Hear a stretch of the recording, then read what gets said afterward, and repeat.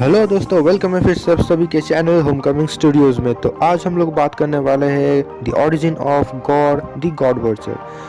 तो इस वीडियो को देखने से पहले मैं आप लोगों को बोलूँगा कि मैंने एक वीडियो छोड़ा था द ओरिजिन ऑफ नल। वो वीडियो अगर आप देखेंगे तो उसमें मैंने गॉड द गॉड वर्चर का एक्चुअली नल का ओरिजिन और गॉड दोनों रिलेटेड है, ठीक है। मतलब गॉड को कैसे अपने पावर्स मिलते हैं, मतलब गॉड के जो पावर्स है ना वो एक्चुअली उसको नल से मिलते हैं। तो गॉड के जितने भी पावर्स है वो सारे नल के हैं और इसीलिए वो इतना पावरफुल है। तो अगर आप लोगों को कुछ कन्फ्यूजन है तो वो वीडियो देख लीजिए और उसका छोटा सा पार्ट मैं इस वीडियो में भी डिस्क्राइब करूँगा ताकि आप लोगों का कंसेप्ट गॉड को लेकर थोड़ा क्लियर हो जाए।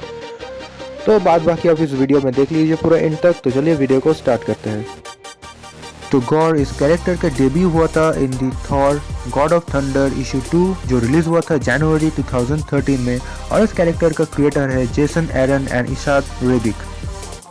तो कहानी शुरू होता है बहुत साल पहले एक प्लेनेट पे, जहाँ पे मतलब जिस प्लेनेट का कोई नाम नहीं था। वो प्लेनेट बर्बादी की कगार पे था क्योंकि उस प्लेनेट पे ना कोई खाना था, ना कोई पानी था, ना ठीक ठाक क्लाइमेट था, और वहाँ पे रहने के लिए बस सिर्फ एक छोटा सा कबीला था। और वो कबीले के लोग बहुत ही धार्मिक थे, मतलब सुपरस्टिशियस थे। और वहाँ पे कभी बाढ़, कभी अर्थक्वेक, तो ऐसे करते करते वो प्लेनेट अल्टीमेटली डिस्ट्रॉय होने वाला था। और उस कबीले के लोगों को हर दिन सरवाइव करने के लिए काफ़ी डिफ़िकल्टीज़ का फेस करना पड़ता था। और उसी कबीले का एक मेंबर था गॉड।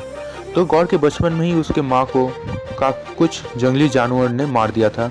उसके बड़े होने के बाद उसकी वाइफ अर्थक्वेक में मर गई थी, और उसका बेटा जिसका नाम था एगर, वो भी उसके सामने ना खाने पीने की वजह से, स्टारवेशन की वजह से मर गया था। तो ये सब कुछ होने के बाद गुस्से में आके और दुख में गॉड ने अपने कबीले वालों के बीच ये बोल दिया कि उनके जो गॉड है वो सेल्फिश है, मतलब वो अपने अलावा किसी के लिए भी नहीं सोचता। तो ये सुन के उनके कबीले वाले गॉड को अपने कबीले से निकाल देता है क्योंकि वो लोग काफ़ी धार्मिक थे और वो लोग गॉड के ऊपर बहुत गुस्सा हो गए थे, और इसीलिए उन लोगों ने अपने कबीले से गॉड को निकाल दिया और अपने हाल पे छोड़ दिया। तो अपने कबीले से निकल दिए जाने के बाद गॉड काफ़ी दिनों तक इधर उधर भटकता रहा, और कुछ दिनों बाद उसने ये देखा कि आसमान में दो गॉड्स आपस में लड़ रहे थे। तो वो ये देख के हैरान था कि गॉड्स असल में एग्जिस्ट करते हैं।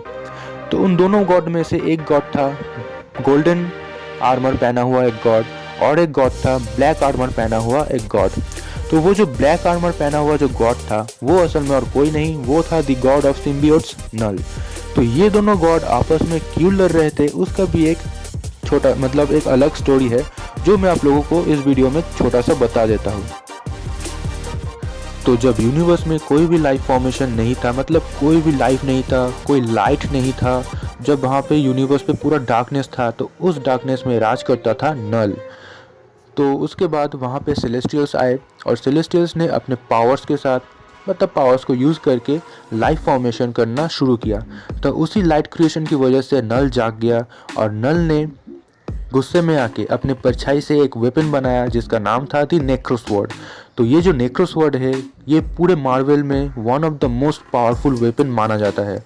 तो इस नेक्रोस्वर्ड की मदद से नल ने एक ही स्लैश में एक सेलेस्टियल्स का सर धड़ से अलग कर दिया, और उसी सर को आज हम लोग देख पाते हैं in the guardians of Galaxy movie में एज द प्लेनेट नोवेयर। तो ऐसे ही करते करते धीरे धीरे नल ने भी सोचा कि बाकी जो सेलेस्टियल्स या फिर बाकी जो गॉड्स है उनको भी वो मार देगा। तो अपने नेक्रोस्वर्ड की मदद से उसने काफ़ी सारे गॉड्स को मारना शुरू किया, और ऐसे ही करते करते उसका सामना एक दिन होता है एक गोल्डन आर्मर पहने हुए गॉड की आर्मी से।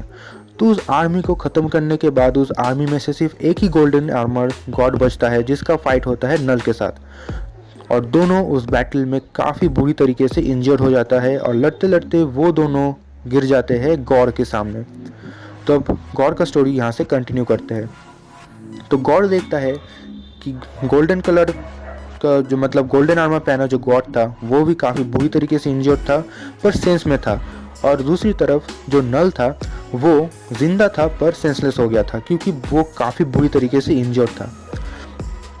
तो उस गोल्डन आर्मर पहने हुए गॉड ने तब गॉड से मदद मांगा, पर गॉड गुस्से में आके उससे ये बोलता है कि जब हम लोग मुसीबत में थे तब कोई गॉड नहीं आया था उनको बचाने के लिए, और वो इसी वजह से उसको मदद नहीं करेगा।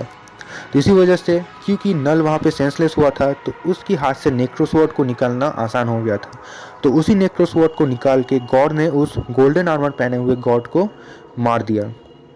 और वो नेक्रोसवर्ड मतलब नेक्रोसवर्ड एक परछाई है, अब बोल सकते हैं। तो वो परछाई मतलब सिम्बियोट की जैसा जो सिम्बियोट है वो नेक्रोसवर्ड गॉड के साथ बॉन्ड हो जाता है और गॉड को नल के ही जैसे पावर्स दे देता है। और इसी तरह से गॉड बनता है सबसे मोस्ट मतलब one of the most powerful characters in the Marvel comics. तो ये सारे पावर्स मिल जाने के बाद गॉड ने ये सोचा कि वो अब बाकी गॉड्स के ऊपर रिवेंज लेना शुरू कर सकता है। मतलब जिन जिन गॉड्स ने उसका जो प्रे था वो नहीं सुना तो उन गॉड्स को वो धीरे धीरे मानना शुरू कर सकता है, जैसे कि God of war, God of plague, God of earthquake, God of chaos. तो धीरे धीरे करके गॉड ने बाकी गॉड्स को मानना शुरू किया और उसका नाम हुआ गॉड द गॉड बर्चर। ऐसे करते करते एक दिन उसका सामना होता है the God of thunder Thor के साथ। तो थॉर के साथ गॉड का जो बैटल होता है वो काफ़ी बहुत ही बड़ा एक स्टोरी लाइन है, ठीक है। तो आप समझ लीजिए टाइम ट्रैवल से लेके थॉर के 3 अलग वर्जन्स को इंक्लूड करके वो स्टोरी लाइन है। तो वो काफ़ी बड़ा और कॉम्प्लिकेटेड स्टोरी लाइन है, ठीक है। तो वो अब आज मैं नहीं बताऊंगा इस वीडियो में।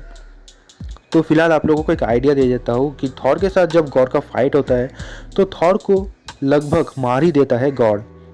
तो थॉर काफ़ी बुरी तरीके से इंजर्ड हो जाता है और गॉड थॉर को लेके एक केव में चला जाता है जहाँ पे वो थॉर को टॉर्चर करता है। बट अल्टीमेटली थॉर के कुछ वाइकिंग्स फ्रेंड आके थॉर को बचा लेता है और थॉर अपने पावर से एक बहुत ही पावरफुल स्लैश करता है गॉड के ऊपर और उसी स्लैश में उसी अटैक में गॉड का एक हाथ उसके शरीर से अलग हो जाता है और एक काफ़ी भयानक एक्सप्लोजन होता है।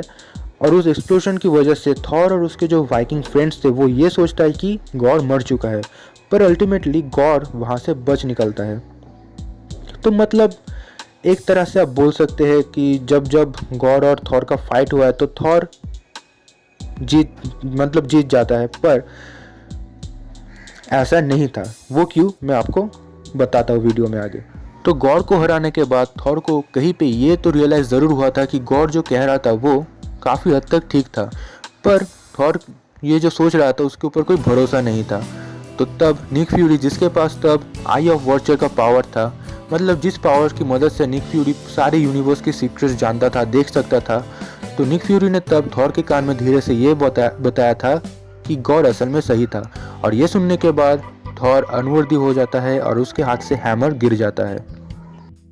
तो गॉड के पावर से जो सिम्बियोट के पावर्स है ना, वही असल में गॉड के पावर्स है, क्योंकि उसके जो पावर्स है वो नल के परछाई से जो एक्चुअली सिम्बियोट है वहाँ से उसको मिला था। तो वो है super human strength, speed, stamina and durability, virtual immortality, limited shape shifting, जो सिम्बियोट्स कर सकता है, अपने शेप को किसी भी शेप में ढाल सकता है, वो कर सकता था, पर उतना भी पावरफुल नहीं। ऊपर से वो अपने आप को कैमोफ्लेज कर सकता था। और सिम्बियोट्स के जो सेंस थे, जो रिफ्लेक्स थे, जो डिफेंस टेक्निक्स थे, वो भी गॉड के अंदर था। और combat skills hand to hand fight में वो काफ़ी अच्छा था और अपने आप को वो काफ़ी अच्छी जल्दी से हील कर सकता था, जैसे कि हर एक सिम्बियोट्स अपने होस्ट को हील करता है वैसे ही। तो गाइज ये था the origin of god the god butcher. तो होप आप सभी को ये वीडियो अच्छा लगा है तो लाइक, सब्सक्राइब, कमेंट, शेयर ज़रूर करना। और मैं ऐसे ही जो मार्वल की अपकमिंग मूवीज़ है उस मूवीज़ के कैरेक्टर्स के बारे में, कुछ प्लॉट्स के बारे में, क्या हो सकता है, कौन कौन से कैरेक्टर्स न्यू इंट्रोड्यूस कर सकते हैं, तो ऐसे ही कुछ बताऊंगा और उन कैरेक्टर्स के ओरिजिन भी अलग से बताऊंगा। तो ठीक है, तो चैनल को सब्सक्राइब कर लेना। भाई का चैनल को सब्सक्राइब किया तो भाई का चैनल ग्रो होगा, आप लोगों को भी और भी इंटरेस्टिंग कंटेंट देखने को मिलेगा। ठीक है, तो सब्सक्राइब कर देना और मिलते हैं आप लोगों से नेक्स्ट वीडियो में। तब तक के लिए बाय बाय दोस्तों।